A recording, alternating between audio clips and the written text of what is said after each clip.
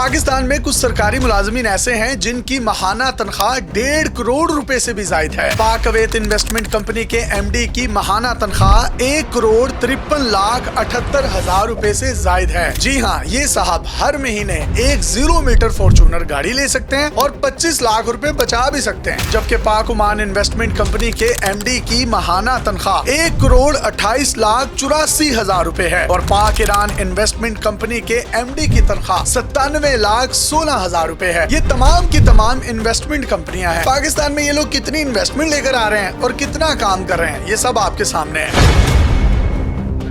इनकी ये जो तनख्वाहों के फिगर्स हैं, ये मैं नहीं दे रहा, ये वजारत खजाना दे रही है। उसके मुताबिक नेशनल बैंक के प्रेसिडेंट की माहाना तनख्वाह 90 लाख रुपए है। पाक लीबिया होल्डिंग कंपनी लिमिटेड के एमडी की तनख्वाह 88,17,000 रुपए है, जबकि ज़राई तरक्याती बैंक के सदर की तनख्वाह 54 लाख रुपए है। अब अंदाजा लगाइए, ये तमाम के तमाम मालियाती इदारे हैं और इन्वेस्टर पाकिस्तान से भाग रहा है, इन्वेस्टमेंट वो कर नहीं रहा और इनकी जो तनख्वाहें है ना, हर महीने ठक करके इनके अकाउंट में लग जाती है और मुराद अभी इससे अलग हैं।